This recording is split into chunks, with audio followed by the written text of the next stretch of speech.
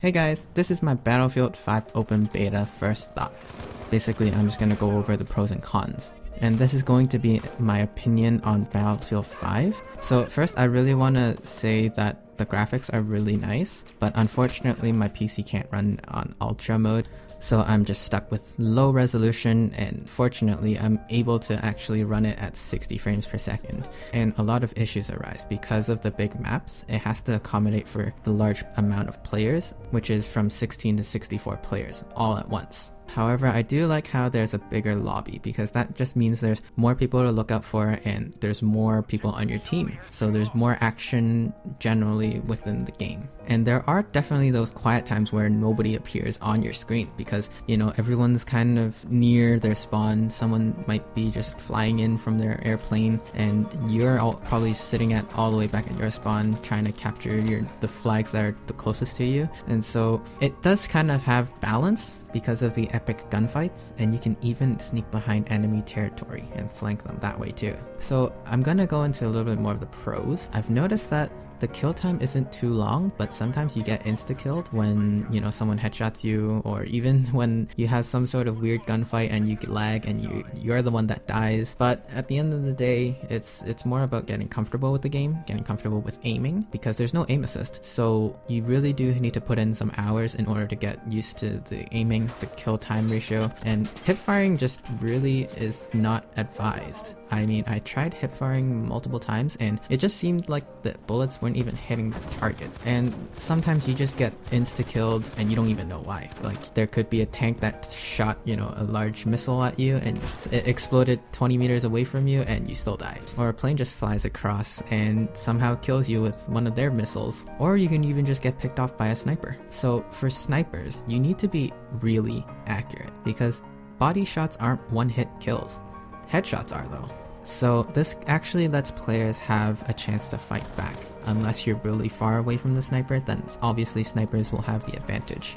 I also do like how there's unlimited sprinting. It just makes the game a lot more faster, although each game will probably take around half an hour to 45 minutes. Given the nature of the game, there's so many objectives that you have to capture, and there's so many respawn tickets that you need to eliminate from the enemy team in order to win. And so generally the game does last quite a while, and there's definitely a lot of comebacks that can occur, and you can also just dominate the enemy team too. I do like how Battlefield 5 kept more to its roots, where there's the 4-class system, the Assault, Support, Medic, and Recon classes. These are the most essential classes that you'll ever need to play, and you can focus on one of the branches if you'd like. And that system lets players choose their own playstyle. If I like to be more of a support class, maybe I'll play the engineer. If I feel like my team is dying a lot, then maybe I'll switch to the medic and try and save lives here and there. And then maybe if I want to go aggressive and capture the B point, I'll go with assault. Or even if there's an enemy tank that's just sitting at one point, I'll swap out and go to my engineer class and try to take it out. So this is a good system because it provides versatility for everyone. You know, you don't have to have just one person playing this role, that one person playing this role. Everyone can play different roles. Everyone can play the same roles if they wish. And I feel like that's a good way to kind of divide roles between players, or even share roles between players. The leveling up system is actually just pretty standard. You level up and you unlock more weapons. Your weapons get more stronger because each weapon you can pay the whatever currency in order to upgrade it. And so it can be, you know, increased hip fire, faster aiming, or whatnot. And in order to earn the currency, you just have to do the assignments that are assigned pretty much daily. And I think it's actually pretty easy to earn it too. Like you just have to complete 3 of any in that set of 5 and you get the reward. So I'm actually surprised that this game is well optimized even for players who don't have a good computer, which is me. And I feel like the mechanic to hold the skip to revive or to prolong your life is actually a pretty good concept. I rarely see that in many games, and it's kind of nice having a buddy or whoever's in your squad to kind of be able to give you a second life or a second chance, but sometimes when you get insta-killed, that's not happening.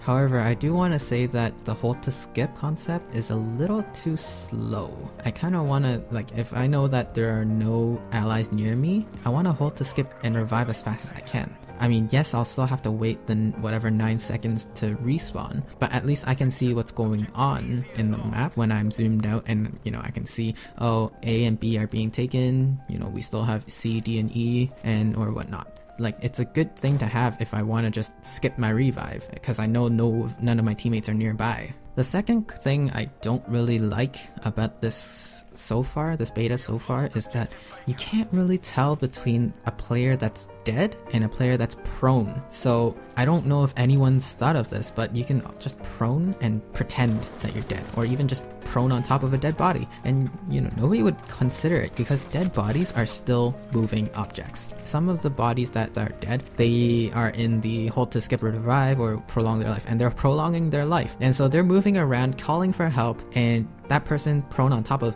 the other dead person is, you know, camouflaged because you don't know. So I feel like a better system could be implemented, not guaranteed to be implemented. Maybe just have like, you know, a little skull on top of their heads or something.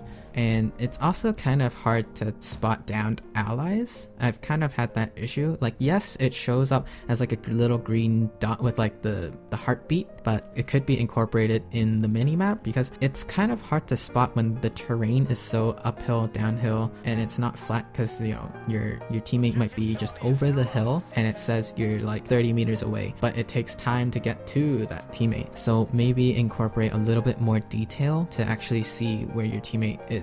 I also really like Battlefield's bullet drop system. I mean, bullets don't fly straight, they kind of drop as they increase in distance, so it's a little bit more realistic, but at the same time you kind of have to get used to it. If you're playing a sniper, you kind of have to aim a little bit higher, or if your target is a little bit further away, you kind of aim a little bit higher in order to hit them. And actually showing that you've hit an enemy for how much damage is actually pretty nice, because you know that each enemy has 100 health, and so if your sniper does 55 damage to their body, then you know you need one more shot to kill them. While I was playing, I actually encountered a couple bugs. I'm sure it'll be sorted out when the actual release, but this is actually a pretty fun bug, because killing an enemy can actually result to their characters having ragdoll issues. I'm not sure if everyone's seen it before, but here's a clip of what I'm talking about. And the second bug is, I'm just gonna call it the forever unable to respawn bug, because you're actually dead on your screen, but on everyone else's screen you're alive, but you can't respawn, you can't play because you're dead on your screen. So I'm pretty sure it's gonna get fixed in the actual release, but it was fun to actually use my squad member as a mobile respawn point,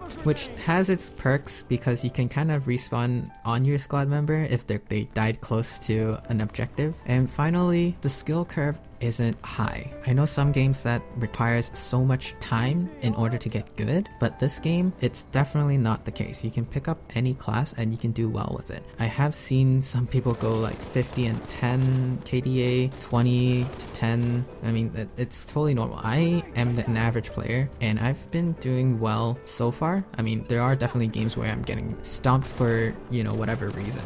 You know, I'm going negative KDA, but that's fine, because the more important thing is to capture the objectives. The score is more important, not the kills. So let's say that you're the type of player who prioritizes objectives over than kills, then you're still gonna get rewarded for your actions rather than taking out enemies. At the end of the day, I do recommend Battlefield because it's such a good boots on the ground first person shooter.